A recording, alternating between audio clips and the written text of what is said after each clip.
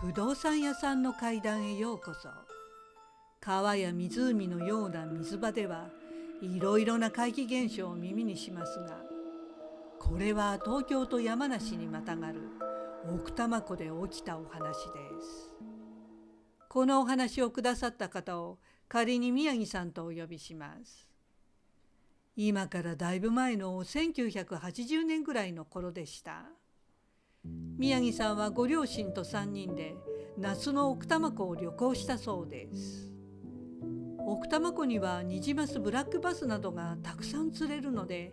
今回は宿を長く取り、宮城さんとお父さんはゆっくり釣りを楽しむことにしました。宮城さん一家が泊まる宿は家族経営の民宿で、おかみさんとご亭主が親切にもてなしてくれたそうです。おかみさんに部屋を案内されると、宮城さんたちは釣りをしに奥多摩湖に来たと話しました。するとおかみさんが釣りにいらしたんですかと笑顔になり、ちょっと雑談で泊まり客から聞いたいろんな釣りの話をしてくれました。宮城さんとお父さんが一通り話を聞いていると、最後におかみさんは急に真剣な口調で、ところで奥多摩湖は夜釣りはダメですからね。夜釣りは絶対行かない方が良いですよ。たたられますからね。と意外な忠告をしたそうです。どうやらここのおかみさんだけでなく、この地元では周知の事柄のようで、誰も夜釣りには行かないと分かりました。奥多摩湖はもともと多摩川上流をせき止めてダムを建設した時にできた人工の湖で、湖の底に沈んでいる村の住人の霊や川の渓谷で亡くなったたくさんの花魁の霊が今でもさまよっているとか、また現代でも身を投げて命を絶つ人がたくさんいるとかで、負の名所の一面もあるということでした。ただし昼間に釣りに行く限り呪われたりたたられたりすることはないようでした。宮城さんとお父さんは半信半疑ではありましたが、宮城さんのお母さんが少し霊感があったので、こういった迷信じみた話にも耳を傾けました。ところでその日、宮城さん一家だけでなくもう一組家族連れの泊まり客がいました。仮にその家族を A さん家族としますが、ちょうど隣の部屋に泊まっていたそうです。軽く挨拶を交わすと、その A さん家族も宮城さんと同様、奥多摩湖に釣りに来ているということでした。そこでおかみさんから A さんも、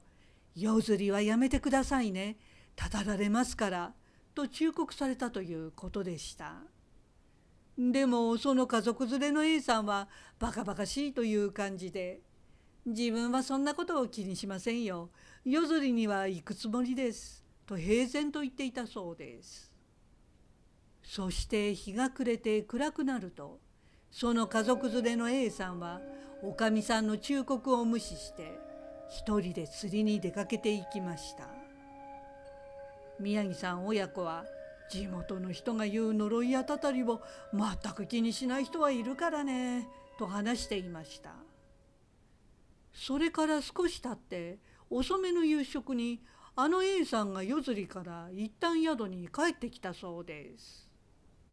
そこで宮城さんに会うと A さんは、いやー夜はすごく釣れますよと興奮気味に話しかけてきました。ああそうですか、よかったですねと宮城さんが言うと、驚くほど釣れますよ。自分だけじゃなく他にも明かりが見えていたので、何組か夜釣りに出ているみたいですよというので、宮城さんは内心、やっぱりたたりを信じない旅行客は結構いるんだなと思いました。すると A さんは、どうです、この後一緒に行きませんかと宮城さんを夜釣りに誘ったそうです。でも宮城さんは、もう今夜は疲れているので部屋で休みますと言ってうまく断りました。実は宮城さんたちは夜釣りをするつもりは毛頭ありませんでした。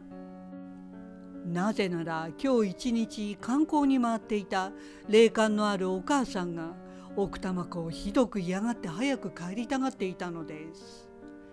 お母さんにはとても長居はできないようで、奥多摩湖での釣りはしない方がいいと言って、特に宮城さんとお父さんが夜釣りに行くのを止めていたのです。さて、そういうわけで夕食が済むと、宮城さん親子は部屋で休み、隣の家族連れは旦那さんの A さんがまた夜釣りに出かけていきました。それからだいぶ時間が経って、夜もすっかり更け、宮城さんの両親はすでに寝ていました。宮城さんは起きていましたが、隣の部屋の家族の A さんだけがまだ夜釣りから戻っていないようで、家族も少し心配しているようでした。確かに結構な時間だったので、宮城さんはふと嫌な予感がしてきたそうです。そしてとうとう真夜中になっても A さんは戻っていないようで、こんな遅くなるのはちょっとおかしいと思いました。するとしばらくして宿の中がわさわさしてきたそうです。どうしたんだろうと宮城さんが廊下に出ると、宿の亭主が出かけるところで、亭主も A さんがいまだに帰らないことを不審に思い、今から奥多摩湖に様子を見に行くところですと言いました。そしてそれと同時におかみさんも急いで警察に泊まり客が夜釣りから戻らないと連絡をしたそうです。宮城さんはさすがに眠気も覚めてしまい、宿は騒然となりました。すると間もなく警察の捜索で A さんが見つかったという連絡が入りました。一報を聞いて家族も宿の人もとりあえずほっと安堵したそうです。警察の話だと A さんは湖のほとりで気を失って倒れているところを発見されたということでした。救助が介抱し意識を取り戻すと A さんはひどく動揺していたそうで、とにかく落ち着かせてから一体何があったのか話を聞いたそうです。さて A さんの話はこうでした。夕食後また再び湖の同じ釣り場に戻ると、もう辺りは一段と暗くなっており、湖は静かに月明かりを照らしていました。暗闇の中、周りには他の釣り人たちの明かりだけがポツンポツンとところどころに灯っているのが見えました。それを見て、こりゃまだ釣れてるようだなとウキウキして A さんも早速夜釣りを再開しました。しばらくはとにかく次から次へとよく釣れていたそうです。A さんはすっかり夢中になっていたので、自分の周りの他のことには注意がいきませんでした。するとふと気がつくと、A さんの視界の端にちらっと明るいものが見えました。はっとして顔を上げると、他の釣り人の明かりが A さんの方に近づいていることに気がつきました。ゆっくりとその明かりは A さんのそばまで来たので、 A さんは何気なく「こんばんは」とそのそばに来た釣り人に声をかけました。すると相手からは何の返事もありませんでした。 A さんはあれ変だなと違和感を感じ、改めてその明かりをよく見ると A さんは驚愕したそうです。それは釣り人の明かりなんかじゃなく人玉だったのです。そこにはぼーっと青白く燃える火の玉が浮かんでいました。すると釣り人たちが灯しているのだと思っていた周りの明かりもすべて人玉で、ゆらゆらと不気味に空中で燃えていたそうです。A さんはここで生きている人間は自分だけだったと分かると、恐怖で凍りついたように動けなくなり、その後の記憶が全くないんですということでした。どうやら意識がなくなり倒れていたようで、気がつくと警察に救助されていたそうです。さて次の日でした。やはりそんな体験をした A さんはすっかり怖くなり、おじけづいてもう釣りどころではなくなったようでした。急遽宿泊を途中で切り上げて家族と家に帰ることにしたそうです。そして車で来ていた A さん家族は逃げるように奥多摩湖の宿を立ちました。そしてさらに次の日でした。朝警察がまた宿にやってきたそうです。宮城さんはどうしたんだろうと思いました。すると警察は宿のおかみさんとご亭主に報告に来たそうで、昨日ここを立った A さん家族の車が奥多摩湖周遊道路で大事故を起こし、 A さん家族は全員死亡したということでした。全員即死だったそうです。それを聞いた宮城さんは鳥肌が立ちました。するとおかみさんは震える声で、たたりです。奥多摩湖で夜釣りをするとたたられると忠告したのに、と残念そうに言ったそうです。確かに因果関係は分かりませんが、こんな偶然はないと思うと、たたりというのもあるのかもしれないと宮城さんは思いました。その後宮城さん親子は奥多摩湖の観光スポットを巡ったそうですが、有名な心霊スポットの花魁淵の周辺に行った時でした。宮城さんとお父さんが車から出て渓谷を眺めに行こうとすると、なぜかお母さんだけは車の外に出ることができませんでした。後でお母さんから聞いた話では、あの花魁淵ではたくさんの霊がさまよっていたそうで、宮城さん親子の車の周りをぐるぐるとずっと回っていたそうです。それでお母さんは車からとても降りることができず、車内でずっとお経を唱えていたということでした。もし霊感のあるお母さんが一緒に旅行に来なかったら、宮城さんもお父さんもあの夜 A さんに誘われて夜釣りに出かけてしまったかもしれません。そしてどうなっていたかと思うと背筋が冷たくなりますね。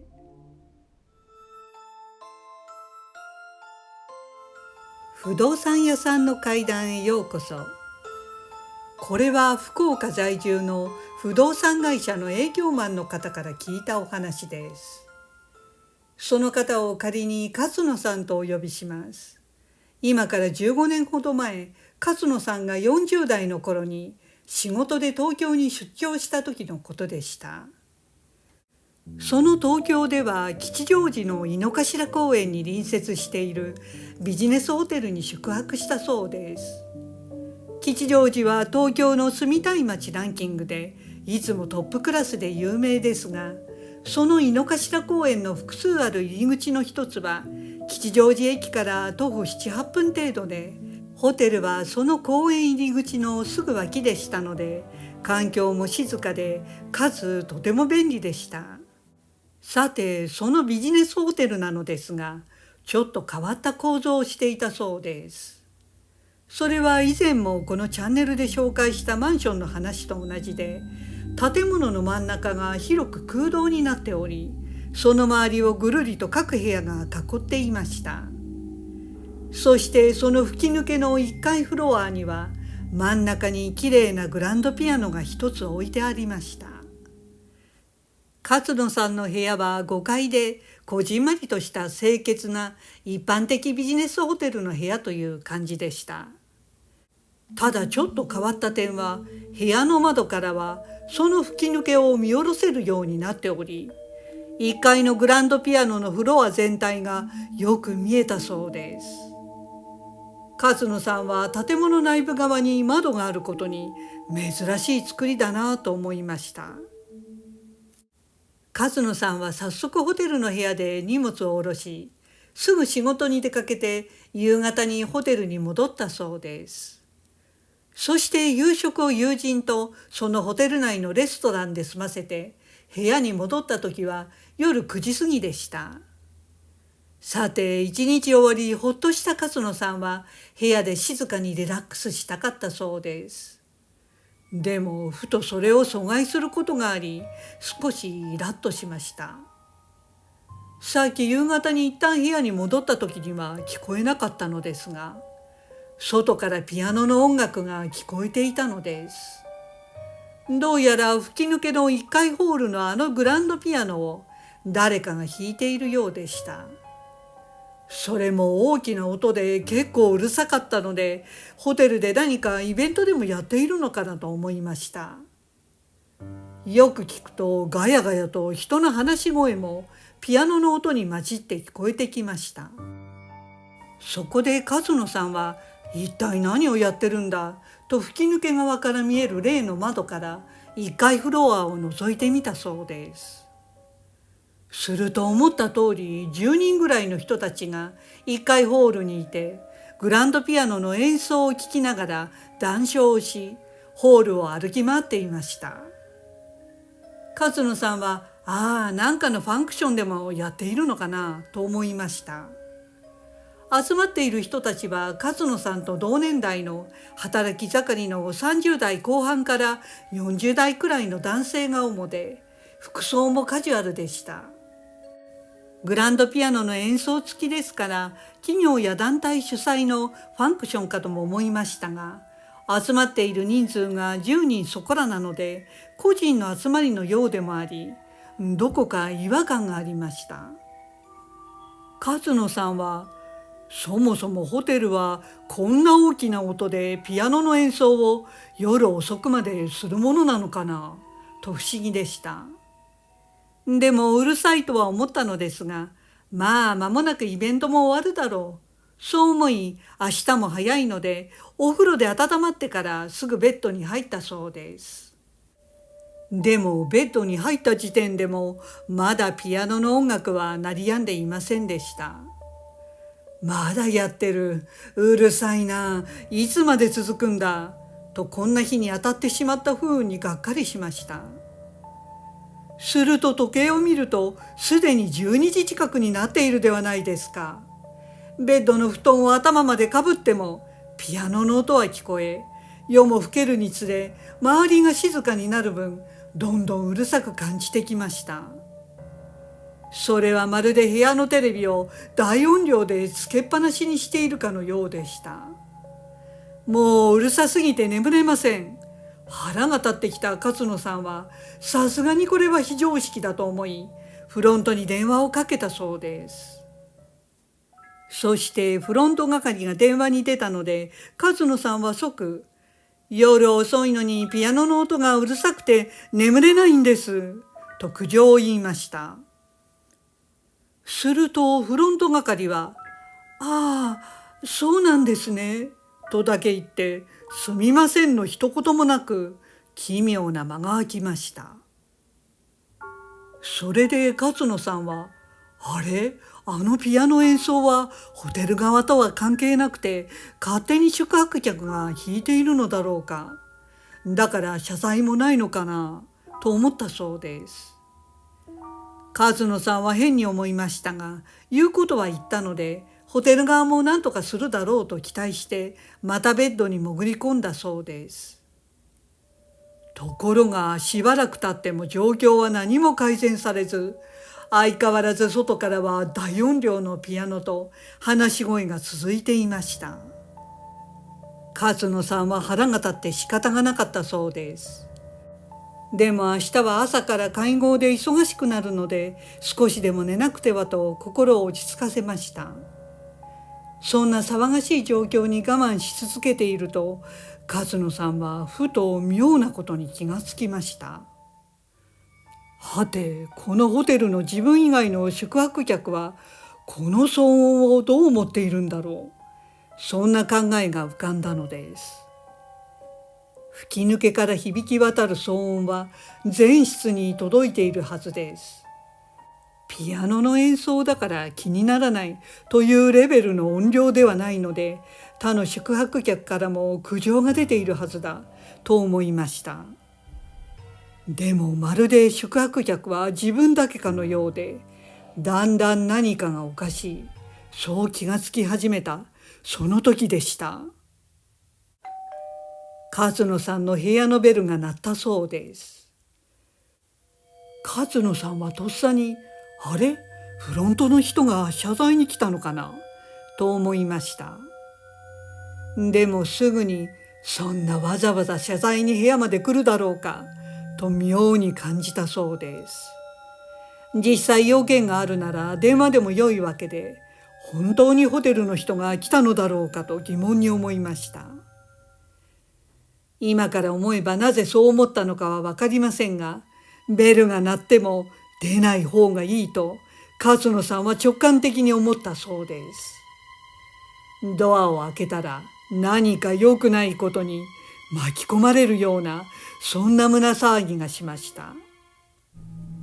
そこで無視していると再度ベルを鳴らすこともなく、何者かは立ち去っていったようでした。その時勝野さんはふと目の前のピアノが聞こえてくる吹き抜け側の窓に違和感を感じ、携帯で窓の写真を撮っておいたそうです。そしてこのうるさい中、勝野さんは耳を枕で塞いで頑張って寝たということでした。結局夜中中ピアノと話し声は鳴りやみませんでした。さて次の日の朝でした。勝野さんはチェックアウトにフロントに行くと、昨夜のことのホテル側の説明と謝罪があるかなと思いました。でもフロント係は何もなかったかのように淡々と会計をしたそうです。係も交代制ですから昨夜の人員と入れ替わっているかもしれませんが、全く苦情とか引き継がないのかこのホテルは、と勝野さんは不愉快に思いました。そこで昨夜フロントに電話した後に誰かが訪ねてきたんですが、ホテルの人が僕の部屋に来ましたと確認してみました。するとちょっとお待ちくださいと言って、確認してみましたがこちらからは誰も伺っていませんねということでした。じゃあ真夜中に部屋に来た者は誰だったのか、勝野さんは気味悪くなりました。そしてもう二度とこのホテルには泊まらないと決めて仕事に向かったそうです。さてその日の会合、打ち合わせなどなどすべて終わり、夕方の新幹線で勝野さんは福岡に戻りました。そして自宅に戻ってほっとした勝野さんは出張中に撮った写真をなんとなく見返していました。すると思わずはっと手を止めました。吉祥寺のビジネスホテルの部屋の窓を撮った写真を見て勝野さんは愕然としたそうです。例の吹き抜け側の窓全体に山のようなオーブが映っていたのです。それは何百ものオーブが窓を埋め尽くしていたということでした。勝野さんは自分に何が起きていたかやっと全て分かったような気がしました。あの時窓だけでなく、もし1階のフロアも写真に撮っていたら一体何が写っていたのか、ピアノの演奏者と集まった人たちも本当に写っていただろうか、そう思い勝野さんに戦慄が走りました。今から思えばビジネスホテルで夜通し大音量のピアノ演奏など宿泊客の睡眠妨害になるような、そんな非常識なことをするわけがないのです。そして何よりもその吉祥寺のホテルの立地ですが、井の頭公園の入り口付近ですから高級住宅街で、夜8時以降にイベントなどで騒音を立てることは条例違反なのではないかと思うのです。ホテル側は勝野さんに具体的な騒音のことは一言も言っていないので、実際本当に昨夜にそういったピアノ演奏付きのファンクションが開かれていたかも今となってはわからないということでした。井の頭公園は東京の人気の公園の一つですが、反面有名なバラバラ殺人事件の遺体遺棄現場でもあり、いろんな噂があるところです。あの夜集まっていた人たちは和野さんだけに聞こえて見えていたとしても不思議ではないかもしれません。ちなみに現在はそのホテルはすでに廃業しているということでした。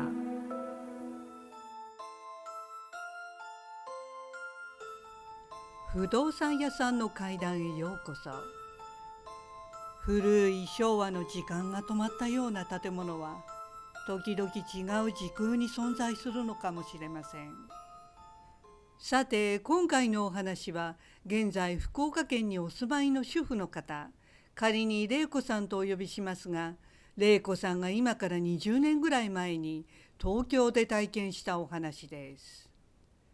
それは秋から冬に変わるぐらいの肌寒い時期でした。玲子さんは当時個人の仕事で東京に泊まりがけで行かなくてはならなかったそうです。玲子さんにとっては立ち上げたばかりの事業だったので、できる限り出張費を抑えて東京で営業をかけなくてはなりませんでした。そこで東京の友人に東京郊外の西のエリアにアクセスが良い安い宿泊施設がないか尋ねました。すると友人が教えてくれたのは JR 中央線の T 駅から徒歩圏内にある小さな個人経営の旅館でした。東京都内にあって一応家族でも泊まれるようなところで、とにかく安いのはここしかないということでした。プライバシー保護のため旅館の名前はイニシャルを取って軽旅館としておきますが、2022年に取り壊されて今はないそうです。さてそこで玲子さんはその軽旅館に行ってみると、思わずやばいと思ってしまいました。それはかなり古いくたびれた木造の旅館で、旅館というよりは普通の2階建ての一軒家という感じでした。それでも一泊素泊まりでたったの4000円でしたので、玲子さんは仕方ない我慢しようと覚悟を決めたそうです。早速ガラス引き戸を開けて玄関の中に入り、かまちを上がると、中も当然古い昭和の造りの住宅仕様でした。すると年配の愛想の良い女性2人が「いらっしゃいませ」と言って現れました。そして親切にいろいろ旅館の説明をしてくれたので、玲子さんは少しほっとしたそうです。その女性たちはおそらく家族のようで、玲子さんを2階のちょうど玄関の真上の部屋に案内してくれました。その部屋の扉は珍しく引き戸で、旧式の鍵穴に鍵を突っ込んで開けるタイプの扉で、中に入るとそこは小さな4畳半の部屋でした。でもちゃんとテレビもちゃぶ台もあり、寝るだけなら十分だったそうです。ただちょっと問題はトイレが共同で、玲子さんの泊まる部屋からは7、8メーターくらい離れた廊下の先にありました。またお風呂は1階にあり予約交代制でしたが、中を覗くととてもじゃないけれども怖くて入ることはできないと思いました。薄暗く冷たい時代遅れのタイル張りで、ゾッとするくらい古かったそうです。そこでお風呂に入るのは諦めて、玲子さんはご飯を食べたら早く寝てしまおうと思いました。そして夜の11時ごろに布団を敷いて寝る準備をしたそうです。すると玲子さんはふとトイレに行きたくなりました。そこで部屋の引き戸を開けると、廊下は真っ暗でした。もう他の泊まり客は寝ているのか、2階には自分だけなのか、冷たい廊下はシーンと静まり返っていました。でも玲子さんは寝る前にトイレには行かないと思い、暗い廊下に出ようとしたのですが、怖いので足が重く踏み出せませんでした。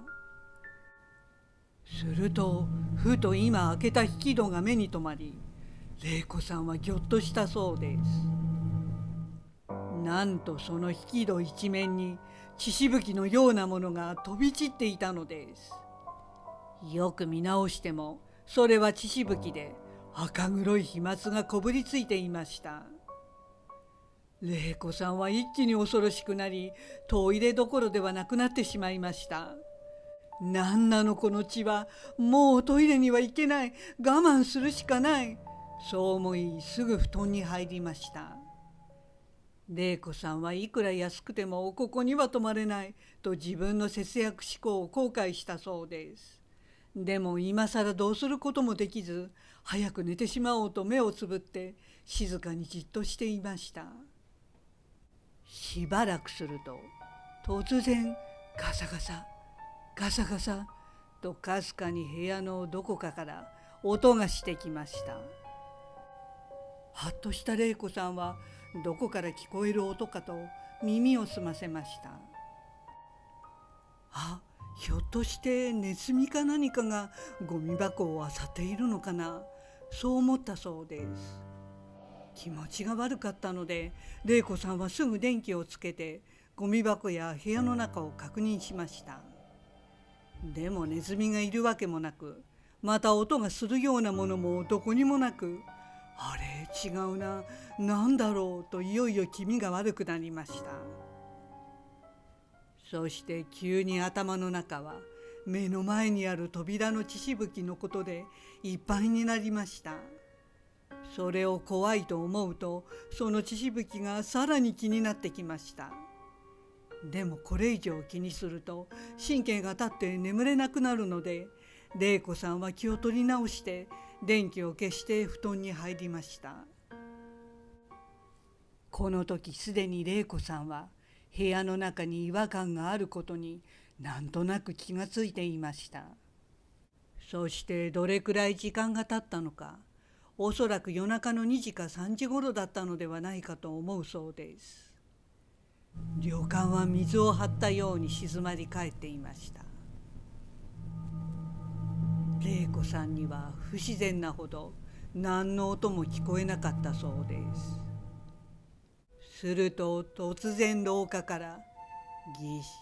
ギシギシという誰かが歩く足音が聞こえてきました。玲子さんははっと我に返りました。そのギシギシと床板がきしむ音は間違いなく誰かがトイレの方に向かっている足音でした。玲子さんはもしトイレに行く人がいるなら私も一緒に行こう、そう考えました。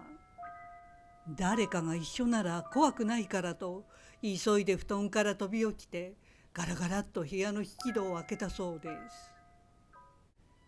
す。すると廊下はシーンと静まり返り、そこには誰もいませんでした。たった今間違いなく人が歩いている音が聞こえたのに、扉を開けた瞬間足音はピタッと止まり、人など歩いていなかったのです。玲子さんに見えたのは廊下の先のトイレの前の電球だけで、辺りをぼーっと薄暗く照らしていました。玲子さんは自分が次元の違う異空間にいるような感じがしました。今私がトイレに行ったら絶対何か怖いことが起きる、そう確信したそうです。そこで玲子さんはすぐにまた布団に潜り込みましたが、朝になるのを待つしかないと思いました。でも空が明るくなるにはまだまだ時間がありました。何も考えないように心を落ち着かせようと目をつぶっていたのですが、部屋の中は時空が歪んでいくようなどんどん重い異質な空気に覆われていきました。するとしばらくしてふと部屋の中に誰かがいる気配がしたそうです。ぼーっと部屋の隅に誰かが立っているような、そんな気配でした。誰かいる、そう思うと玲子さんの心臓の鼓動は速くなり、全身冷や汗が出てきたそうです。もし今部屋を見渡せば得体の知れないものがいるのがわかるので、絶対見てはいけないとずっと目をつぶっていました。そして「早くいなくなれ」と念じながらじっと耐えていました。すると玲子さんのすぐそばでスースーという誰かの息遣いが聞こえてきました。玲子さんは自分の枕元に誰かいると分かると全身血の気が引いたそうです。それは寝息とは違う確かな人の呼吸音でした。そして部屋の空気はさらに冷たく張り詰め、部屋全体が異世界にあるような感覚になりました。長い夜は続き、その間も聞こえていた息遣いがふっと途絶えて聞こえなくなる時があり、玲子さんがほっとするとまたすぐにスースーという息遣いが聞こえてくる、その繰り返しだったそうです。恐ろしくて玲子さんは一睡もできずに息遣いの音に耐え、夜が明けてくるのを待ちました。そしてやっと窓の外が白々と開けてきたそうです。その頃にはもう息遣いの音は聞こえなくなっていました。そこで玲子さんはすぐに布団から飛び起き、ダッシュでトイレに行き、大急ぎで身支度を整えると、すぐに旅館を出たということでした。もう二度とここには泊まらないと決めて仕事に向かいました。さて、その後玲子さんはこの軽旅館のことが気になりました。そこでネットなどでいろいろ調べてみると、それは東京では知る人ぞ知るミステリーゾーンの怪奇旅館だったことが分かりました。軽旅館で過去に忌まわしい事件事故とかは全くなかったのですが、その地場なのか建物なのか、そこだけ不可思議な現象が起きるミステリーマニアに有名な場所だったようです。冒頭でもお話ししましたが、今はすでに取り壊されて軽旅館はありません。現在その跡地にどんな建物が建っているのか、ミステリーゾーンとして不可思議な現象を継承しているのか、とても興味があるので、いつか調べてみようと思います。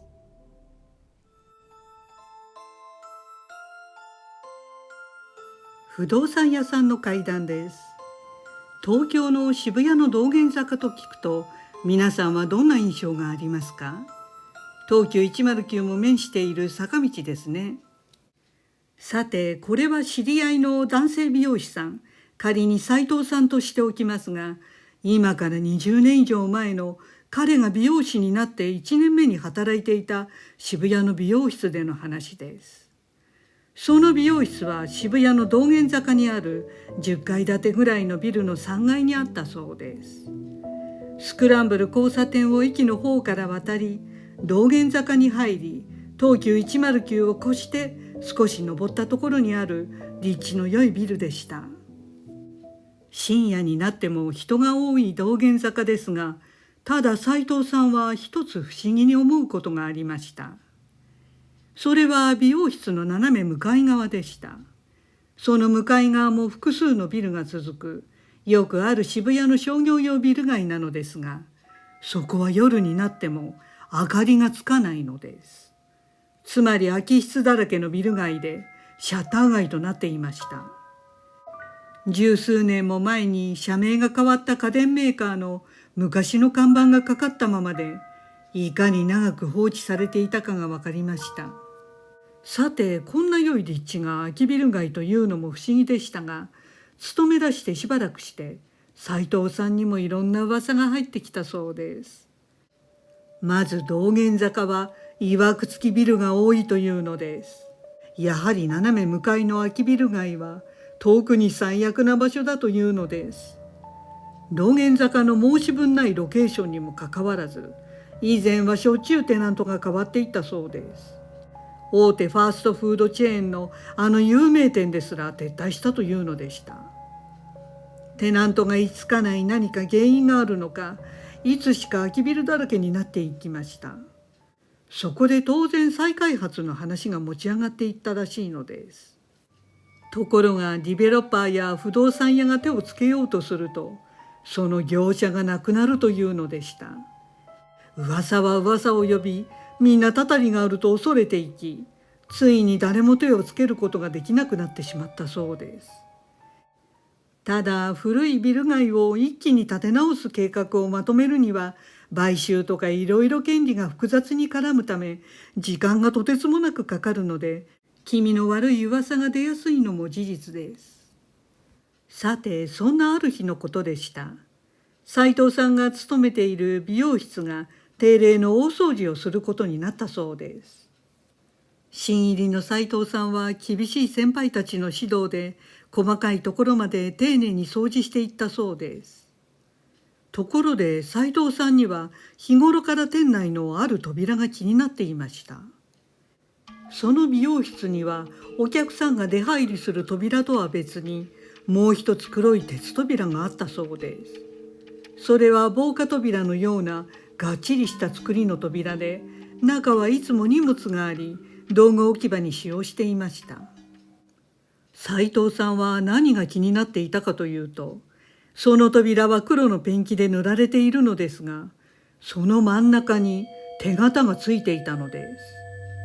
す。誰かの手の指で吸ったような跡がくっきりついていたのです。誰が見てもはっきりついているのに、その手形に注意を払う者がいないのも妙でした。そこで斉藤さんは良い機会だからと手形を拭いてみたのですが、全く取れませんでした。あれ、なんで取れないんだろうと思い丁寧に拭いてみても手形は残っていました。なんとも気味の悪い手形で、扉の色も黒いので指の跡がくっきり目立っていました。まるでお化け屋敷の扉のセットのようだったそうです。すると斉藤さんの様子を見ていた先輩たちが、ああ、そこはもういいからあと片付けてと言いました。斉藤さんは日頃口うるさい先輩たちがこの手形のことを全く気にしないで、そんなことを言うのがとても不可解でした。店内に向いている扉ですからお客さんに丸見えなので妙に思ったそうです。すると同僚が斉藤さんに、ああ、知らないの？この手形は何やっても消えないんだよ、と教えてくれました。当初お店が手形に気づいた時、何度拭いても消えない手形だったので、その上から鉄扉と同じ黒色のペンキで塗り直すしかないと思ったそうです。そこで手形の上から塗り直したのですが、しばらくすると同じその手形がくっきりと現れてきました。指でこすったような全く同じ手形が新しいペンキの表面にいつの間にか現れてきたそうです。それでもお客さんにも丸見えですからみっともないので再度黒ペンキで塗り直しました。ところがまたすぐ指で吸ったような手形が現れてきたそうです。その後何度かペンキの種類を変えて塗り直したのですが、結果は全く同じでした。毎回手形は現れ、消すことが不可能だったのです。ついにみんな諦めてしまい、そのままにしているということでした。心霊や怪奇現象などを信じない従業員さんでさえ気味悪く思ったそうです。実はここの美容室では扉の怪奇現象だけではないと斉藤さんは同僚から聞かされました。美容室が営業中に誰も人が入ってこないのに、人影がホールを通るのを何人も目撃しているのです。それは小柄な男性か、もしくは女性のような黒いシルエットだったということでした。これは聞いた話ですが、美容室などの水を使い鏡がたくさんあるところは心霊現象が起きやすいと言われています。ところがやはり3階だけでなく、このビルの他の階でも同じ人影が目撃されていたそうです。過去にこのビルで亡くなった人がいたのかと思いましたが、以前にこのビルで殺人事件があったということでした。そこで最近のことならわかるので、あの有名な事故物件検索サイトでその近辺を調べたのですが、それらしきものは載っていませんでした。古い事件で載っていないのか、ただの噂かもみ消されたのか、あるいは以前の建物であったことだった可能性もあります。でも一つ斉藤さんが分かったことは、この美容室のビルの土地は以前からいわくつきだったということでした。それは斜め向かいの空きビル街も同じように取り壊そうとするとたたりがあるといういわくつき物件ですから、ひょっとしてこの辺一帯が何かあるのかもしれませんね。そこで渋谷のその空きビル街と美容室の入っているビルを探しに行ってみました。すると空きビル街と言われていたところは現在再開発がされている真っ最中でした。かなり広域ですから近代的な商業施設が建つのだろうと思います。平日のかなり夜遅くに行ったんですが、たくさんの人だったのでその人たちを映さないように撮るのちょっと難しかったんですが、この辺かなという感じなんですよね。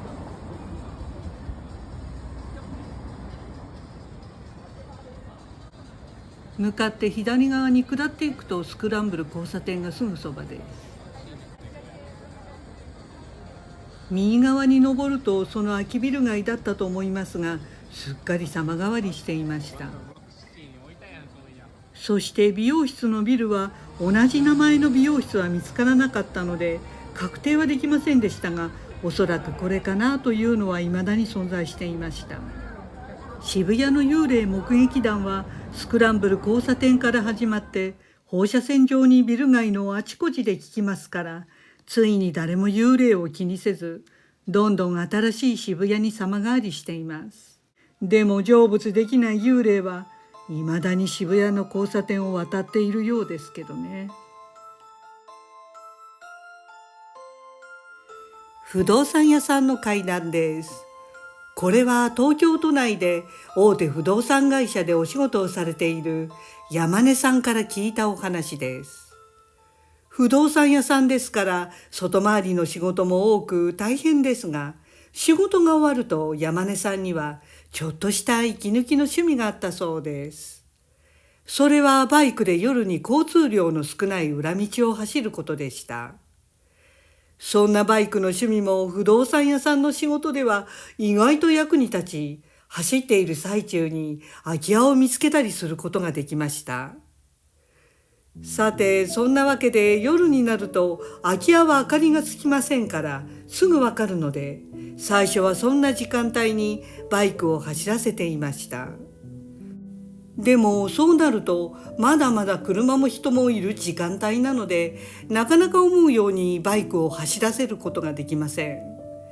そこで休みの前の日には深夜12時を回った時間帯に東京郊外の裏道を走るようになっていきました。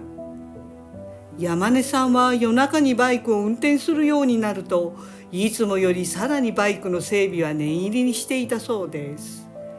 趣味ですからとにかくバイクをいじくることが好きなので、山根さんのバイクは常に完璧というまでの整備の仕上げでした。さて、それは夏から秋に変わるまだまだ暑い季節でした。いつものように仕事から遅く帰ると、山根さんは愛車のバイクを点検し、早速夜中の街をバイクで走っていきました。もう真夜中ですから、街道もさほど車もなく、郊外に向かうとさらに交通量は少なくなっていきました。でも山根さんはそういった街道を走るより、どちらかというと裏道の狭い道路で、周りには民家もないようなところを走るのが好きでした。そこで以前も数回走ったことのある竹林の裏道に入ることにしました。その裏道ですが、途中から竹林が延々と続き、その竹林の下は道路と並行して川が流れていました。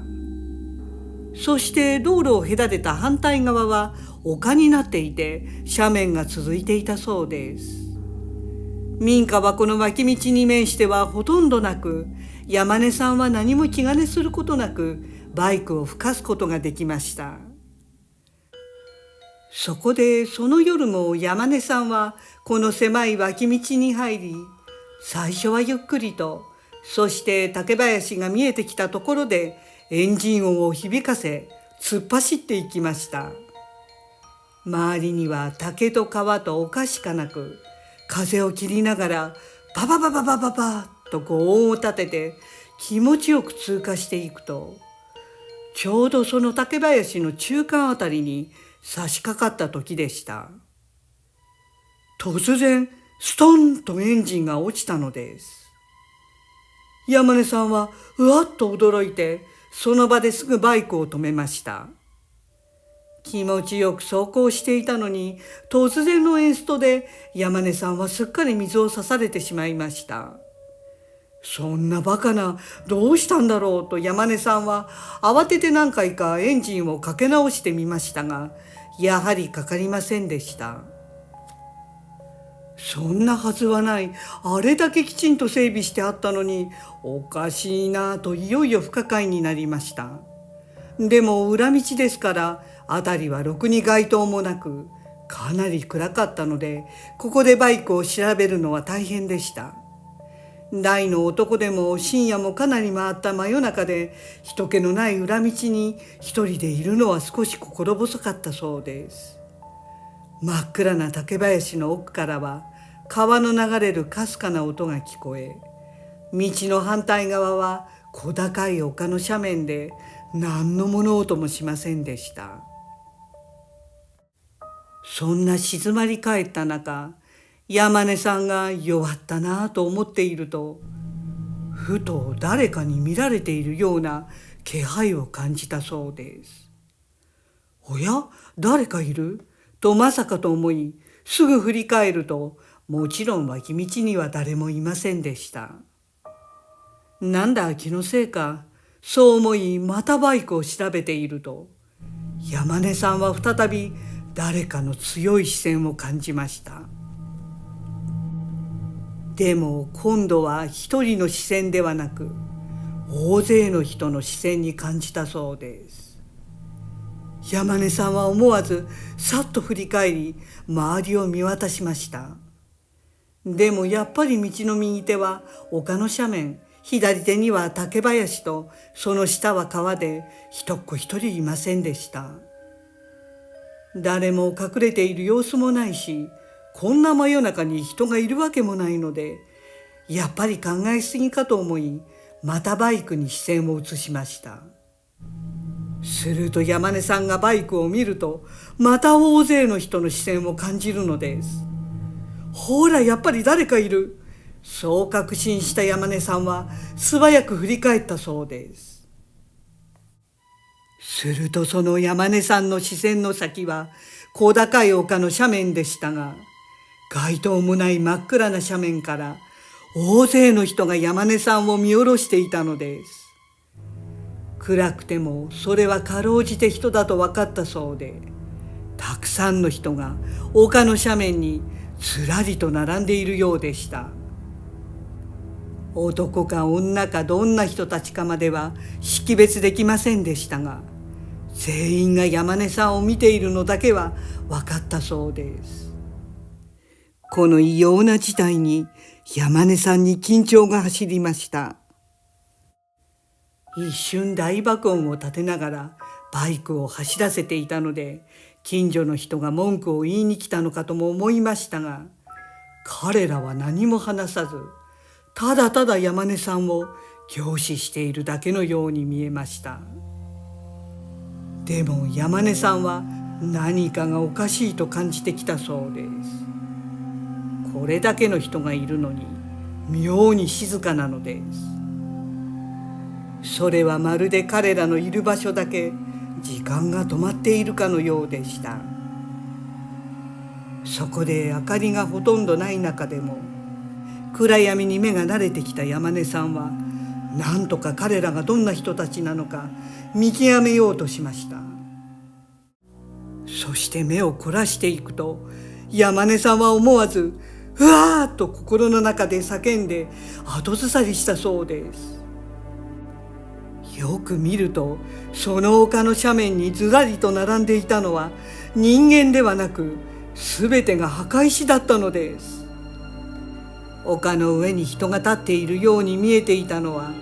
実はずらりと並んで建てられていた墓石でした。嘘だろ、たった今あれは確かに人間だったと山根さんは困惑し、しばらく呆然としていました。この周辺は墓地だったのかと、その時初めて山根さんは気がついたそうです。そしてなぜこの脇道が静かで街灯もほとんどなく民家もないのかも納得しました。でも山根さんはこのお墓からたくさんの人の強い視線を感じ、確かに一瞬でしたが大勢の人が並んで見下ろしていたのを間違いなく見たそうなのです。山根さんは背筋が凍りつきました。そして彼らがなぜ一瞬でも人の姿で現れたのかも分かったそうです。山根さんは即「すみません」とお墓に向かって謝りました。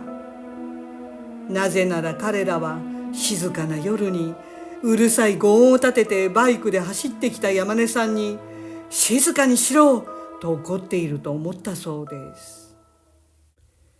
そしてその直感は当たっていました。お墓に向かって謝った直後に急にバイクのエンジンがかかったということでした。山根さんは慌ててその場から逃げ帰ったそうです。